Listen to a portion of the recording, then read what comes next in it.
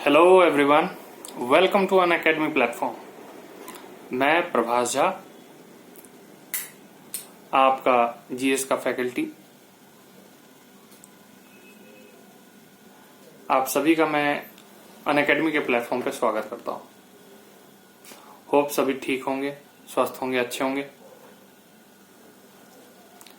और इस लॉकडाउन के पीरियड में हमें एग्जामिनेशन का प्रिपरेशन और भी बहुत बड़े लेवल पे करना है कि बस जैसे एग्जाम आए उसे क्रैक किया जा सके।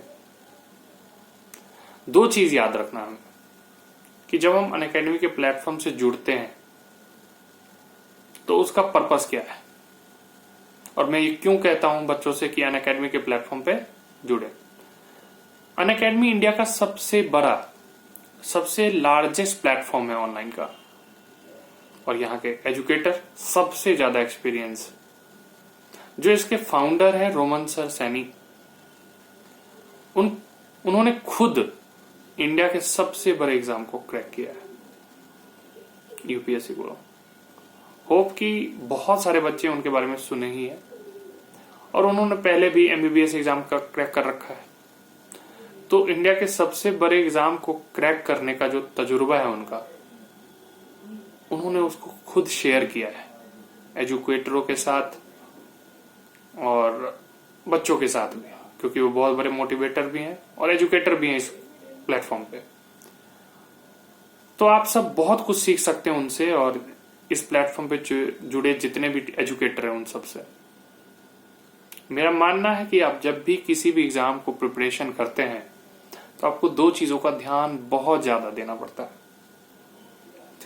कि आप उस एग्जाम को कितना समझ रहे हैं, और जो आपके पास मटेरियल है, सिलेबस है, और जो एग्जाम का लेवल है, एग्जामिनेशन पेपर है, क्या उससे आपका सिलेबस और क्या उससे आपका मटेरियल कितना मैच करता है, आप कितने उसके नियर खड़े हैं। और इस नियर आने के लिए आपको बहुत कुछ करना पड़ता है। एक तो सिलेबस पढ़ना भी पड़ता है, और कैसे अगर 6 मंथ, साल भर आप प्रिपरेशन करते हैं तो उस रिदम को मेंटेन करें, क्योंकि ये बहुत बड़ा चुनौती होता है हर बच्चों के लिए कि कैसे आप कंसिस्टेंट रहें, पंचुअल रहें, कि आप उतने आवर जितने आवर पढ़ते आ रहे हैं वो पढ़ते रहें। क्योंकि एग्जाम के लिए सबसे बड़ा चीज यही है कि आपको कंसिस्टेंट होना पड़ता है। जो उसका डिमांड है वो आपको फुलफिल करना पड़ता है। वो हर बच्चों के लिए लागू करता है।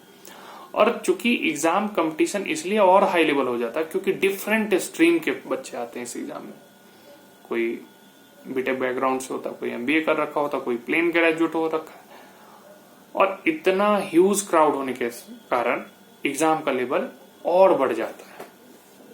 तो हम क्या ऐसा करें कि एग्जाम को क्रैक करें, और जो टाइम हमने प्लान कर रखा है उसी टाइम फ्रेम में उसको क्रैक कर सकें। तो 2-3 चीजों को आप ध्यान रखना है। पहला, कि हम जो भी पढ़ें वो मटेरियल बहुत सॉलिड होना। और ये कैसे पता चलेगा मटेरियल सॉलिड है? तो जो भी टीचर आपको पढ़ाते हैं, एक तो उसका खुद का बहुत अच्छा एक्सपीरियंस होता है, ह्यूज एक्सपीरियंस होता है। तो उन्होंने जो भी मटेरियल बनाया वो एक तरह से क्रक्स बना रखा है, उसका जिस्ट जिसको कह सकते हैं। वो किसी भी एग्जाम में आप अप्लाई करते हैं, जिस कंपटीशन में बैठते हैं, वो आपके लिए रामबाण की तरह काम करता है। मगर आपको उस नोट्स को टाइम टू टाइम बहुत बार पढ़ना पड़ता है, तभी तो आप एग्जाम क्रैक कर सकते हैं। आपको time to time exam test भी देने होते हैं, मॉक टेस्ट देना होता है। मॉक टेस्ट देने से आपको ये पता चलता है आप कहाँ पे अभी भी लाई करते हैं, कहाँ पे आपके लैप्सेस हो रहे हैं, और उन सारे लैप्सेस को आप सॉर्ट आउट कैसे कर सकते हैं। उसके लिए अनअकैडमी ने आपको 24/7 सर्विस देते हैं, और उससे आप अपना डाउट क्लियर कर सकते हैं टीचर से, किसी भी माध्यम से, व्हाट्सएप के माध्यम से, टेलीग्राम के माध्यम से। आज तो सोशल मीडिया में बहुत सारी चीजें, टूल्स हैं, उसको यूज करते हुए। दूसरा चीज मैं ये कहूंगा कि हम जैसे पढ़ते हैं, फॉर एग्जाम्पल जैसे मैं जीएस का फैकल्टी हूं और मेरा खुद का 6 साल का एक्सपीरियंस है, और 60,000 बच्चों को पढ़ाने के बाद मैंने 2 चीज फाइंड किया कि बच्चे जीएस को बहुत लाइटली लेते हैं, खासकर एसएससी के एग्जाम में या बैंकिंग एग्जाम में। तो कैसे करें कि इस सब्जेक्ट को मैं स्कोरिंग बना सकूं। और बहुत सारे बच्चे ऐसे मानते हैं कि चूंकि सोशल साइंस सब्जेक्ट है, तो बहुत सारे बच्चे ऐसे सोचते हैं कि इसको स्लीपिंग टाइम मान देते हैं। मैंने एक बार बच्चे से पूछा भी था कि एसएसटी का क्या मतलब होता है, तो उस बच्चे ने मुझे बड़ा जो कि अंदाज में उसने बड़ा अच्छा सा रिप्लाई दिया था, सर मैं इसको मान के चलता हूं कि ये स्टूडेंट स्लीपिंग टाइम है। तो मुझे लगा कि ये गलत भी नहीं बोल रहे हैं, क्योंकि आज तक जो भी पढ़ाया गया है एसएसटी में उसको बहुत बोरिंग तरीके से पढ़ाया गया है। और उसके कारण क्या होता है कि बच्चे का जो रिदम होता है, जो उसका कनेक्टिविटी होता है उस पर्टिकुलर सब्जेक्ट से, वो टूटना शुरू होता है। बावजूद कि ये सब्जेक्ट बहुत स्कोरिंग है, जैसे फॉर एग्जांपल बैंकिंग में जाते हैं तो आप 40 के 40, 50 के 50 मार्क्स का स्कोर कर सकते हैं, और हुआ भी है ऐसा, मगर बच्चे इसको बहुत लाइटली ले जाते हैं। मैं एग्जांपल दे रहा हूँ आपको कि कैसे इस सब्जेक्ट के साथ आप कनेक्ट हो और कैसे पढ़ने में मजा आएगा। फॉर एग्जांपल हर साल हम देखते हैं, चाहे बैंक दें, एसएससी दें या कोई भी कंपनी, हर साल कंट्री की राजधानी मिलते हैं क्वेश्चन एक, किसी भी कंट्री का करेंसी पूछ रहा है, कैपिटल पूछ रहा है, तो कैसे हम उस चीज को याद करें तो वो याद रहे। पहले बात तो याद करना ही बोरिंग सब्जेक्ट है अपने आप में, बहुत बोरिंग काम है। तो उस याद करने के लिए दो चीज ध्यान रखना है। पहला, जैसे फॉर एग्जाम्पल मैंने कंट्री लिया, नाम एग्जाम्पल जमाइका, आपने सुना होगा कंट्री जमाइका। जमाइका जब हम बोलते हैं तो हम हिंदी भाषी हैं। जमाइका में आप शब्द पे गौर करिएगा, जमाइका, जमाई मतलब क्या होता है, दामाद। और राजधानी देखिए जरा कितना आसान है इसका, किंगस्टन। इसका तो पहले हमने पेन ड्राइव यूज कर रखा है, और किंगस्टन में पहला शब्द क्या है, गौर करके देखिए, अल्फाबेट को देखिएगा ब्रेक करके, तो किंग दिखेगा आपको। मतलब हमारे कंट्री में जमाई को किंग की तरह ट्रीटमेंट मिलता है। हो गया ना आसान? मतलब आपको बस कनेक्ट कर लेना, याद खुद रहेगा।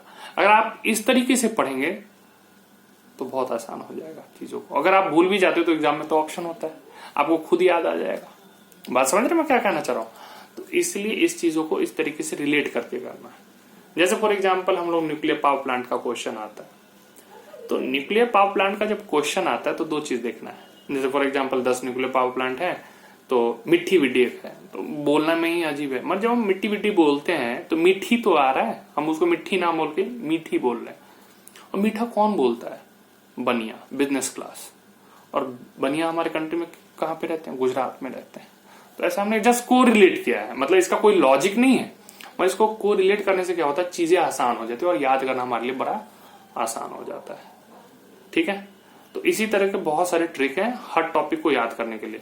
अगर आप इस प्लेटफॉर्म से जुड़ते हैं और इसका लाभ आप उठाना चाहते हैं, तो मैं तो कहूंगा कि आप अनअकैडमी के प्लेटफॉर्म से अच्छा कोई ऑप्शन नहीं हो सकता आपको। और लॉकडाउन के समय में मैं कहूंगा कि ट्रिक के साथ भी याद कीजिए, और ऐसे याद कीजिए कि आपको खुद उसके लिए फोकस ना करना पड़े कि मैंने बहुत सारा टाइम दे दिया। ठीक है, तो आप सभी लोगों को ये सेशन अच्छा लगा हो, और मैं यही दुआ करूं कि आप सभी सेफ हैं, हेल्दी हैं और अच्छे से रहें, और पढ़ाई जबरदस्त दम लगा के करें। ठीक है, आज के लिए इतना ही। Thank you.